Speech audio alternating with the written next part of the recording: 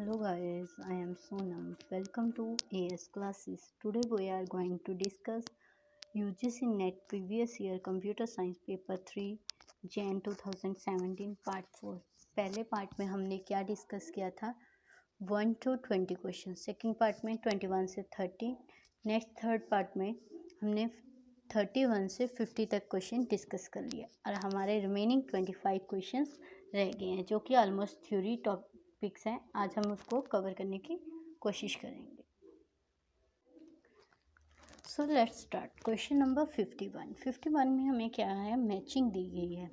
51 question कह रहा है कि हमारा boot block, super block, invert block, data block कैसे होता है. पहले हम बात करते हैं बूट ब्लॉक. बूट में क्या होता है, बूट प्रोग्राम होते हैं. इनमें से कुछ ऑप्शन में बूट वर्ड लिखा है. बूट मीन्स बूटिंग करना. कुछ भी चीज़ हम स्टार्टिंग पीसी को स्टार्ट करते हैं तो सम सेकंड वो क्या करता है, बूट करता है. सो ऑप्शन ए का जो करेक्ट आंसर ऑप्शन 3. सो हमारे दो ऑप्शन जो हैं डिस्कार्ड हो गए. अब बी में हमें एक बात कंफर्म हो गई है कि ऑप्शन जो बी है ना उसका 1 आएगा. ए का क्या आया, ये आया, और बी का ये आया. इतना तो हमें उन्होंने कंफर्म कर दिया कि सुपर ब्लॉक वो होते हैं information about file system, free blocks list, free invert list. अब इनवर्ट ब्लॉक क्या होता है, डाटा ब्लॉक क्या होता है, ये हम कंफर्मेशन करेंगे. डाटा ब्लॉक क्या होता है, जिसमें हम स्टोर करके रखते हैं कुछ डाटा को. डाटा ब्लॉक तो वही हुआ ना. सो हम देखेंगे क्या है, contain a table from every file in the file system, attribute of file are stored here. So attribute कहाँ पे स्टोर हो रहे हैं, डाटा ब्लॉक में. ये तो स्ट्रेट फॉरवर्ड डी बन गया. और ऑप्शन 4 किस में है, ऑप्शन नंबर 2 में. So 2 is the correct answer. ठीक है. Next question. Some of the critical criteria of for calculation of priority of a process are. कौन कौन से क्राइटेरिया जो प्रोसेस के लिए प्रायोरिटी के लिए करते हैं. Processor utilise by an individual process, weight assign by a user और group of user, process utilisation by a user और ग्रुप ऑफ प्रोसेसेस. कौन सी हैं, हम प्रोसेस यूटिलाइजेशन करते हैं क्राइटेरियन में. यस, इंडिविजुअल प्रोसेस को हम प्रोसेस यूटिलाइजेशन करते हैं. वेट असाइन करते हैं कि किसको कितना प्रोसेस को वेट मिलना से प्रोसेसर यूटिलाइजेशन करते हैं. So a b c are correct option. So option 3 is the correct answer. Next question. One of the disadvantage of user level threads compare to kernel level threads.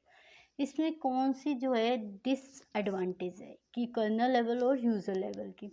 If a user level thread of process execute a system call, जब system call करते हैं all threads in the process are block, then वो क्या हो जाते हैं, बाकी process क्या हो जाते हैं, ब्लॉक हो जाते हैं. डिसएडवांटेज की बात की है ना, तो हमें ये क्या मिल गया, हमारा आंसर मिल गया. अब हम बात करते हैं शेड्यूलिंग इज एप्लीकेशन डिपेंडेंट. जो शेड्यूलिंग करते हैं एप्लीकेशन डिपेंडेंट है.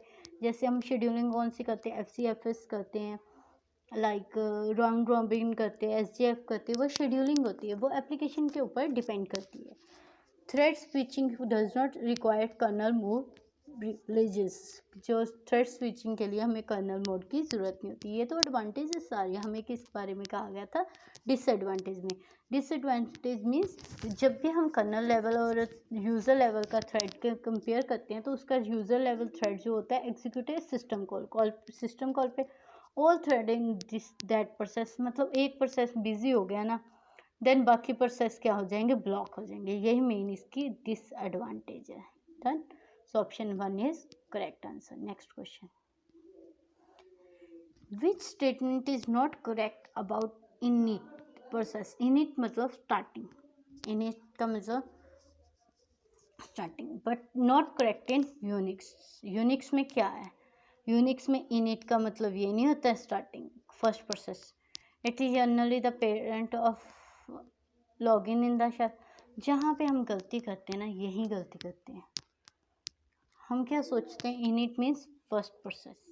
किस सिस्टम में क्या आ गया, फर्स्ट प्रोसेस. यही बात इसमें यूनिक्स में इनकरेक्ट है. यूनिक्स में फर्स्ट प्रोसेस कभी भी इनिट नहीं होता. Next question. Consider the following two rules R1 and R2 in logical reasoning in AI. AI में क्या होते हैं, कुछ rules and regulation pre defined है, मॉडस पोनस, मॉडल टॉलरेंस, ये सारे इसमें आते हैं। अब क्या कहा है, इन दोनों में ये दोनों कंडीशन ट्रू है। अब ध्यान दो, मॉडस पोनस में क्या करते हैं हम, ये एक दूसरे के ऑपोजिट लिखे हैं। मॉडस पोनस में क्या करते हैं हम, एंड ए इंटर बी, ठीक है, और उसमें क्या करते हैं, नेगेशंस लेते हैं। टॉलरेंस में, पोनस में नेगेशन नहीं लेते, टॉलरेंस में हम नेगेशन लेते हैं। Negation means complement. Done. So option 4 is the correct answer, neither 1 और neither 2 is correct. Done. Next question. अब तक कहते हैं consider the following AO graph. AO graph में हाई वेटेज हमें बतानी है। इस क्वेश्चन को थोड़ा सा ध्यान से देखिए। जब ये चीज़ें होती ना, जब ये कंबाइन कर देना, ये दोनों चीज़ें कंबाइन हो जाएं, तो इनका जो प्लस करके आएगा, ठीक है। अब ये डिफरेंट है। अब एच की वैल्यू हमें 42 दी है, 22 दी है, 24। हम जब देखते हैं कि बी और सी की वैल्यू क्या है, छोटी है, बट क्या यही हम गलती करते हैं ना। ए में हमने क्या किया, 42 + 4, ये वाली वैल्यू को क्या करना है, हमारा फॉर्मूला है GX + HX। हमने क्या कर दिया, प्लस कर दिया, हमारे पास क्या आया, 46। अब ए की वैल्यू क्या है, 46। अब हम बी सी को चेक करेंगे, 3 और 2, 22 + 3 कितने बने, 25, 24 + 2 26। जब 26 और 25 को प्लस करेंगे तो हमारे पास आंसर क्या आ गया, 51। 46 बड़ा है या 51। हम क्या लेते हैं इसमें, बेस्ट नोट। बेस्ट नोट मतलब मिनिमम, जो हम हमारा, अब मैं एक एग्जांपल देती हूँ इसमें। अब हमारे पास है ना एक रास्ता है, एग्जांपल से समझो, मैंने यहाँ से लेके यहाँ तक जाना है, ये था यहाँ तक जाना है। अब मुझे ये पता है एक शॉर्टकट मेथड है, मैं एक गली मुड़ूंगी और इधर से ऐसे करके पहुँचूंगी। एक मेरा स्ट्रेट मेथड है, बहुत लंबा जाता है, ठीक है। अब जब मैं गली में ना, जब मैंने गली वाला रास्ता चूज़ किया, वहाँ पे ये भी आया, ये भी आया, ये भी आया, ये भी आया, इसमें हम इन सबको ऐड करते हैं ना, यही मेथड इसमें इम्प्लीमेंट होता है। इनमें दोनों को ऐड करना है क्योंकि इनका कॉम्बिनेशन है, ठीक है। और जब हम कंबाइन करके देखेंगे कि ये दोनों छोटे हैं या ये सिंगल वाला छोटा है, और हमें कौन सा मिला था, सिंगल ए पे जाने के लिए 46 मिला था, BC को कंबाइन करके क्या मिला था, 51। कौन सा छोटा मिला, 46। सो answer is a. So 1 is the correct option. Next question कहते हैं, in artificial intelligence AI what is the present in the planning graph. इसमें कौन सा प्लानिंग ग्राफ में प्रेजेंट है, AI में कौन सा प्रेजेंट इन द ग्राफ है। हम इसका आंसर कहेंगे सीक्वेंस ऑफ लेवल। इसमें क्या होते हैं, सीक्वेंस ऑफ लेवल प्रेजेंट होते हैं। AI में क्या प्रेजेंट होता है, प्लानिंग ग्राफ में sequence of level. Next, what is the best method to go for a game playing problem. Game playing program के लिए कौन सा मेथड बेस्ट है। गेम प्लेइंग के लिए हम करते हैं हॉरिस्टिक सर्च। हॉरिस्टिक सर्च में क्या होता है, इसमें क्या होता है, हम बेस्ट मेथड जब भी करते हैं ना गेम प्लेइंग के लिए, हॉरिस्टिक मेथड सर्च ऐसी है जब हम इसमें A* भी हॉरिस्टिक में आती है। इसमें क्या होता है, छोटे से छोटा हम मेथड ढूंढ लेते हैं। डन। अब हम नेक्स्ट 59 क्वेश्चन है, विच of the following statement is true. अब कौन सी स्टेटमेंट ट्रू है। The sentence S is a logical consecution of S1 Sn if only S1 is that। ये सेटिस्फेबल होता है, वैलिड होता है, कंसिस्टेंस होता है, इनकंसिस्टेंस होता है।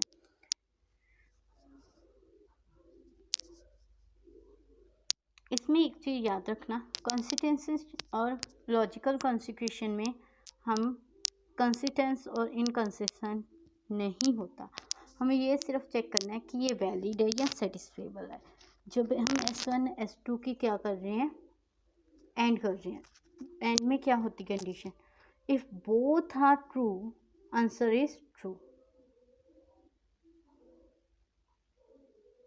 then answer is true. If any false, then answer is false. अब हमें क्या क्या है, सेंटेंस सेकंड क्वेश्चन पे देखिए, sentence S1 is logical constitution of S1 and S1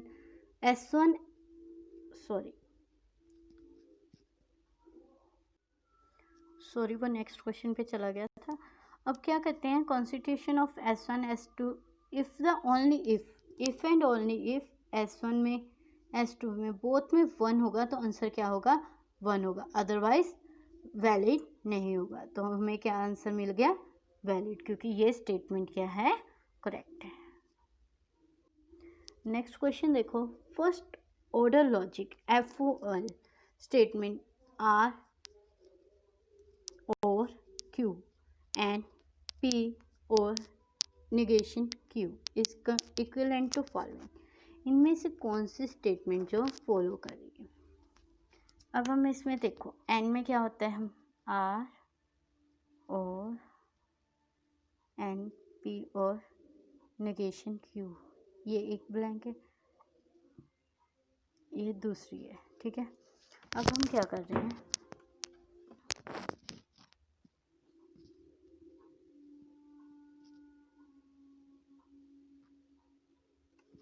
R को पहले इससे मल्टीप्लाई किया, RP आ गया,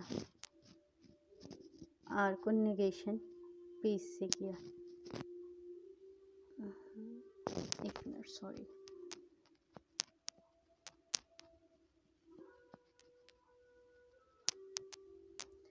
इसमें लिया पहले R लिया और P और Q के साथ क्या मल्टीप्लाई कर दिया, फिर लिया Q और क्या मल्टीप्लाई कर दिया, P और नेगेशन Q। आपने इसमें क्या किया, R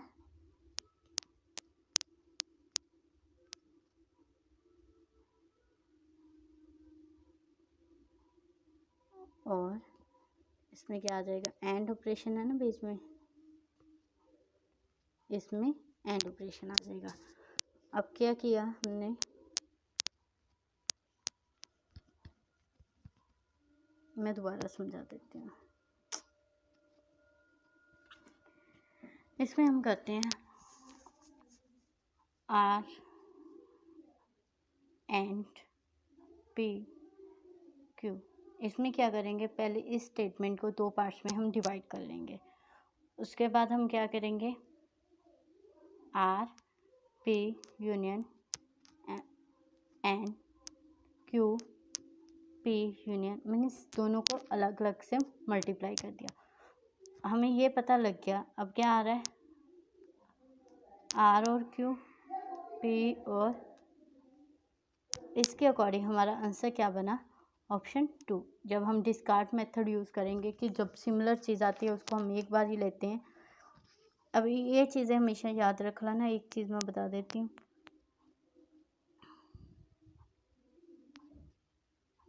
इनको जब हम करेंगे ना तो ये चीज़ तो हमारी आनी ही आनी है एज इट इज़। अब हम R को मल्टीप्लाई करेंगे तो पहले के क्या आ जाएगा, P, और दूसरे में क्या आ जाएगा, Q, ठीक है, इतना डन। इसमें तो कोई डाउट नहीं है ना, क्योंकि पहले हम मल्टीप्लाई करेंगे P से, फिर किससे करेंगे, Q से, और यही ऑप्शन हमारी करेक्ट ऑप्शन थी। Next question, given the following 2 statement W N A W N B W is determinist context free language but not linear। इसमें क्या क्या गया है कि जो W हम A की वैल्यू जितनी भी है, नंबर ऑफ एज है कि वो इक्वल टू नंबर ऑफ, जैसे मैंने कोई भी एग्जांपल ली ABA, ये नंबर ऑफ कितने एज, ये इसमें अल्फ़ाबेट 3 हैं। अब L1 ले ली, अब ये है मेरी L2 ले ली, इसमें मैंने ले लिए BBA, ठीक है। दोनों में हम determinist context free language create कर सकते हैं, क्योंकि नंबर्स तो दोनों के इक्वल है, यही चीज़ हमें मेंशन की गई है। ये देखो कि ये दोनों इक्वल है तो ये डिटर्मिनिस्ट कॉन्टेक्स्ट फ्री लैंग्वेज है। अगर ये दोनों इक्वल नहीं होते तो ये may be determinist context free की इसमें हम अपना एक पीडीएफ बना सकते हैं, बट ये लीनियर नहीं है। अब नेक्स्ट क्या कहते हैं बी में, a the power n b the power n union a the power n b the power 2n, इनका अलग अलग पीडीएफ बनाए तो ये चीज़ें पॉसिबल है। इसका भी पीडीएफ बन सकता है, इसका भी पीडीएफ बन सकता है, क्योंकि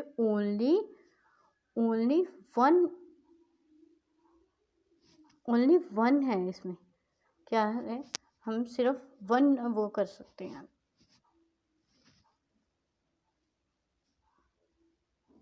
वन डिसीजन लेते हैं, जैसे इसमें वन ही हमारी कोई भी चीज़ लेते हैं ना, जैसे एन की वैल्यू दी है, इसमें एक ही हमने कंपैरिजन करना है ना, एन को एन के साथ चेक करना है कि अगर एन के साथ एन का कंपैरिजन है देन इट्स ओके। अगर मोर देन वन कंपैरिजन होते, इस पार्ट को एक मिनट में एक इससे समझाती हूँ अलग कलर से। अगर इस पार्ट को हमने अलग लिया और इस पार्ट को अलग लिया, ठीक है, यूनियन है दोनों में, इसका हमने एक लिया, एक डिसीजन लिया, इसका हमने एक डिसीजन लिया, ये क्या है, CFA है, CFL है, कॉन्टेक्स्ट फ्री लैंग्वेज है, बट क्योंकि दोनों का अलग अलग पीडीएफ क्रिएट हो सकता है। अब कभी भी आए ना a the power n b the power n union a the power n b the power 2n, इन दोनों का अपना अपना पीडीएफ क्रिएट हो सकता है। हाँ, क्योंकि इसमें हम एक डिसीज़न ले सकते हैं, एक कंपैरिजन है इसमें। अगर मोर देन वन कंपैरिजन होता तो ये तो CFL लैंग्वेज नहीं होती, ठीक है। So answer is both are correct option, both A and B are true. Next question. Which of the following pairs have different expressive power? Expressive power different किसकी है? हमेशा ये याद रखना, DPDA determinist push down automata, NPDA की power कभी भी same नहीं होती, नॉट इक्विवेलेंट पावर। तो ये क्या है, डिफरेंट पावर है। So option 3 is the correct answer. बाकी सिंगल टेप की, ट्यूरिंग मशीन, मल्टी डिमेंशनल, इनमें पावर्स हमेशा इनकी जो पावर होती है ना वो सेम होती है। मल्टी टेप, मल्टी डिमेंशनल, बाकी सबकी जो पावर्स है ऑलमोस्ट सेम होती है।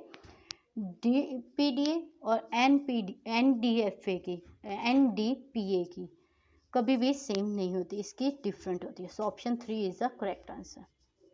Next question, which of the following statement is false? इनमें से कौन सी स्टेटमेंट फॉल्स है? जो हमारे इसमें कहते हैं every context free language is recursive, बिल्कुल सही है। The set of all language that are not recursive enumerable is countable. जो रिकर्सिव इनऑर्बरेबल है ना, नॉट रिकर्सिव काउंटेबल इनऑर्बरेबल, वो काउंटेबल नहीं हो सकती, ये कंडीशन फॉल्स है। The family recursive enumerable language is close under union, ये हमने एक चार्ट में भी किया था ना कि वो यूनियन में क्लोज होती है। The families of recursive enumerable and recursive language are और अंडर रिवर्स, जब हम रिवर्स करते हैं उसमें भी ये क्लोज होते हैं। So option 2 is the false condition, ठीक है। So option 2 is the correct answer.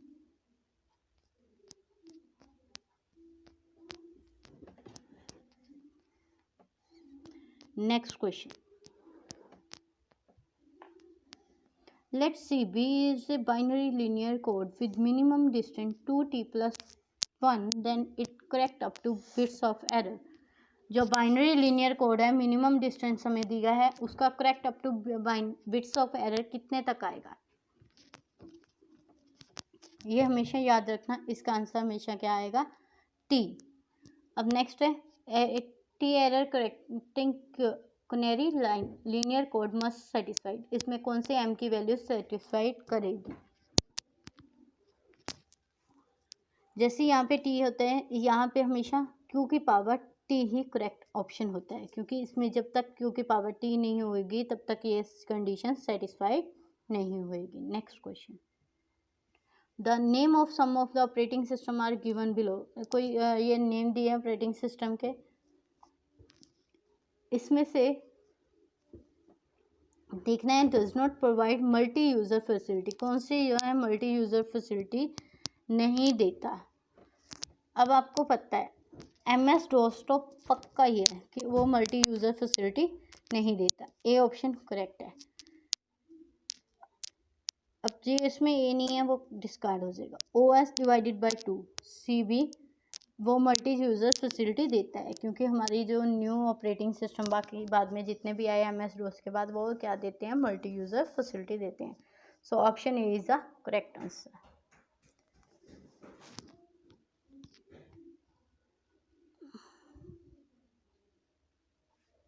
LZ coding में क्या होता है, इसमें डबल नहीं आती कोई चीज़, रिपीटेशन नहीं होता। कहते not a word in the dictionary created by LZ, initial words are AB, initial हमें गिवन है, ठीक है, AB है।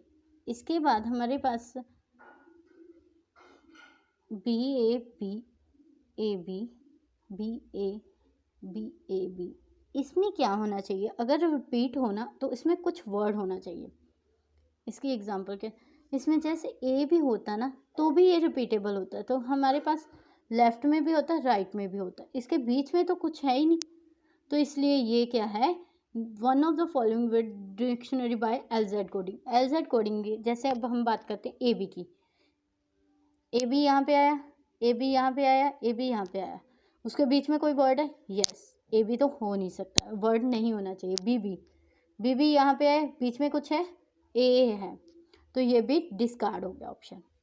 ये क्वेश्चन मैं दोबारा बता रही हूँ, अगर हम AB लेते हैं, AB में AB आया, इसके बीच में कुछ है, यस। BB भी चेक करो, BB के बीच में AA है, तो ये भी ठीक है। नेक्स्ट BA बताएंगे, BA इसके बीच में भी AB है, तो ये भी ठीक है, but not in the word in dictionary. Dictionary में क्या नहीं क्रिएट हो सकता, BAAB,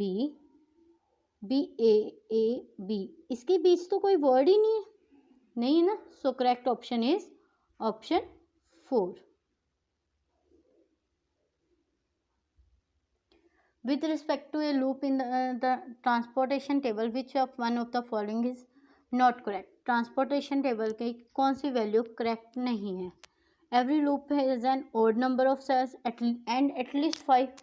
कहीं पे भी लिखा है ट्रांसपोर्टेशन टेबल में कि एटलीस्ट 5 होने चाहिए और ओड नंबर्स होने चाहिए, बिल्कुल गलत है। अब क्लोज लूप में और may not be A square in shape, हो सकता है कि वो स्क्योर में हो, शेप ना हो, ये बिल्कुल सही है। All the cell in the loop that have a plus और minus sign expect the starting cell. जैसे हम सेल की बात करते हैं, प्लस और माइनस सेल के हो सकता है इसमें ऑक्युपाइड करे या ना करे, मे भी हो सकता है ना। Every loop has an even number of cell at 4, जो इवन नंबर सेल्स होते हैं एट लीस्ट 4 होने चाहिए, ये भी सही है। Next question, in which of the following states and disjunccy do not occur in transportation method? MN represent number of sources and destination respectively। M क्या करता है, sources को डिफाइन कर रहा है और N किसको रिप्रेजेंट कर रहा है, डेस्टिनेशन को। अब हम इसमें कहते हैं कौन सी वैल्यू जो डज नॉट अक्कर, कभी भी अक्कर नहीं करती। while the value of dual variable cannot be computed, but dual में हम वैल्यू को कंप्यूट करते हैं, UI VJ, इसको सबको कैलकुलेट करते हैं। ये ऑप्शन जो है डज नॉट अकर, कभी भी अकर नहीं होता। सो इसके अकॉर्डिंग बिल्कुल सही हो गया ना। ए यहाँ पे सभी में है।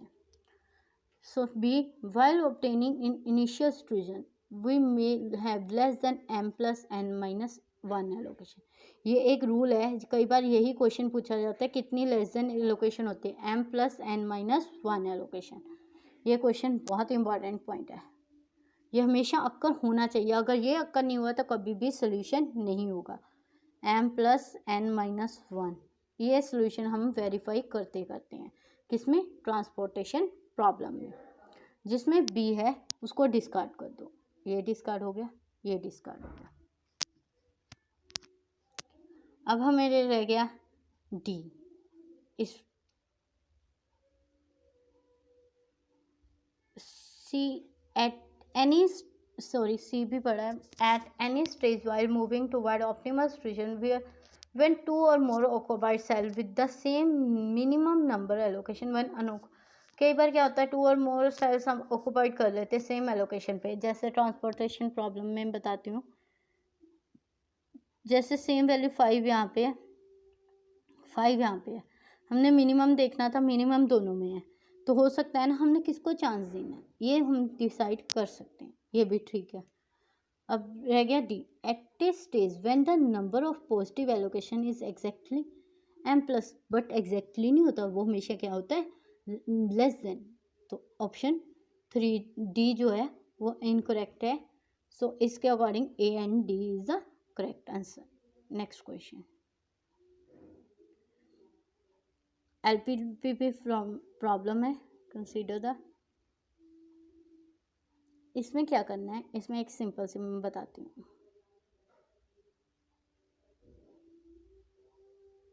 अब देखो, consider the following statement. LPP में ना, इसमें हम क्या वेरिएबल यूज़ करते हैं, स्टैक वेरिएबल।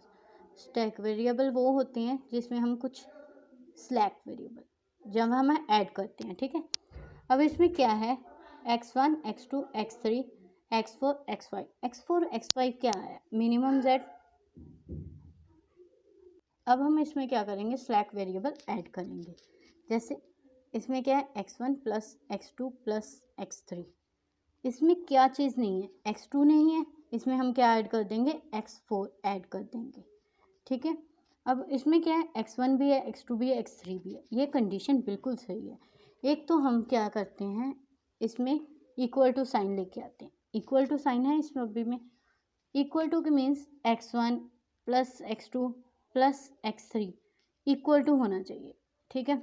ये ऐसी कंडीशन हमने बनानी है जिसमें एक भी चीज़ मिसिंग है, उसमें ऐड कर देंगे स्लैक वेरिएबल। स्लैक वेरिएबल क्या करेंगे, अब इसमें क्या है, इसमें x2 मिसिंग है, x2 की जगह हम क्या कर देंगे, ऐड x4 कर देंगे, करेक्ट। अब हमने देखा second 5x1 plus x2 plus 6x3 equal to 7, ये बिल्कुल सही है। अब थर्ड इक्वेशन में देखा 8x1 plus 9x3 greater than equal to 2 है। 8x1 प्लस क्या नहीं है, 9x3 क्या नहीं है, x2 नहीं है, तो हम क्या कर दें, जब ग्रेटर देन होगा तो हम क्या माइनस साइन ऐड कर देंगे, जब लेस देन होगा तो हम क्या करेंगे, प्लस का साइन ऐड करेंगे। ग्रेटर देन में क्या करेंगे, प्लस ऐड करेंगे, और हमने क्या बना देना है, इक्वल टू। ये चीज़ें हमेशा याद रखना है जब हमने standard form of the LP करनी है। पहले तो हम स्लैक वेरिएबल ऐड करेंगे। अब कौन कौन से वेरिएबल ऐड किए हैं, ऊपर भी लिखने मिनिमाइजेशन में और नीचे भी लिखने। डन। दोबारा बता रही हूँ एक बार, पहले हम इसमें स्लैक वेरिएबल ऐड करेंगे क्योंकि यहाँ पे लेस देन वैल्यू भी है और ग्रेटर देन वैल्यू भी है। लेस देन में हम क्या करते हैं, प्लस करते हैं, और इसमें माइनस करते हैं। इसमें क्या है, 2 वेरिएबल्स हैं और हमें कितने चाहिए, 3 वेरिएबल। इसमें एक वेरिएबल को ऐड कर दिया, x4 को ऐड कर दिया, लुक एट दिस किया। अब second variable as it is था, उसको नो चेंज करना। अब थर्ड वाले में एक वेरिएबल कम था बट क्या था, ग्रेटर देन था। ग्रेटर देन में क्या करना है, माइनस करना। बस इतना सा काम है और आपका आंसर आ जाएगा। So option 1 is a correct answer. Next question 73 question, which of the following neural network uses supervise learning. इसमें सुपरवाइज लर्निंग कौन सी है, multi layer perception, self organising feature map, Hopfield network. इसमें supervise जो है option A is the correct answer. Unix command to change the case of first 3 lines of the file shortlist from lower to upper. इनमें कौन सी command है जो change करती है case first 3 line को शॉर्ट लिस्ट में लोअर टू अपर में। So option B is the correct option. ये कमांड है ऐसी, एस टी से हमें याद करते हैं। यहाँ पे लिखा है ए to Z, lower to upper में हमें चेंज करना था, ठीक है। Next last question, matching.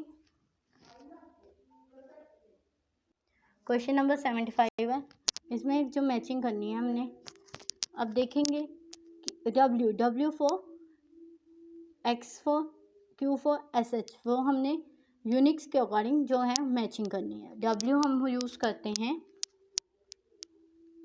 Quits editing mode and no change to are save to file, जो ऑप्शंस में है कुछ भी चेंज नहीं करना। सो इसका करेक्ट ऑप्शन ये बन गया। X हम यूज़ करते हैं save the file and quit and editing modes. Q हम यूज़ करते हैं, सॉरी इसमें मैंने ऐसे छोटी सी गलती होगी। W हम यूज़ करते हैं save file and retain in editing mode. X use करते हैं save the file and quit in editing mode. Q हम यूज़ करते हैं quit editing mode and no change are save to the file. SH use करते हैं escape Unix shell के जो है एक्सेप जो करते हैं उसके लिए यूज़ करते हैं। ये यूनिक्स की कुछ इंपॉर्टेंट कमांड्स हैं, उसके लिए हम ये एज इट इज़ याद करनी पड़ती है। सो ऑप्शन 1 के लिए 3, A के लिए 3, B के लिए 1 और C के लिए 4 और D के लिए 2। अब को यूनिक्स की काफ़ी सारी कमांड्स है, उसमें एक क्वेश्चन ही आता है, ठीक है। ये तो आपको एज इट इज़ याद करनी पड़ेगी। अगर आपको मेरी वीडियो अच्छी लगी, आज हमने प्रॉपर एक पेपर जो हमारा जैन 2017 का था वो कंप्लीट कर लिया है। अब 4 वीडियोस में हमारा कंप्लीट हो गया है। कुछ हमारे थ्योरी के क्वेश्चन थे, कुछ न्यूमेरिक्स के थे। अगर आपको कोई भी क्वेश्चन में डाउट रहता है तो कमेंट में लिखिए। प्लीज़ वॉच ऑल वीडियोस ताकि आपको सारे क्वेश्चन क्लियर हो जाए। अगर आपको मेरा पढ़ाया अच्छा लग रहा है, आपको मेरी वीडियो अच्छी लग रही है, please like and comment it and please subscribe the channel and also press the bell icon ताकि आपको मेरी अगली नोटिफिकेशन मिलती रहे। Thank you very much guys, have a nice day.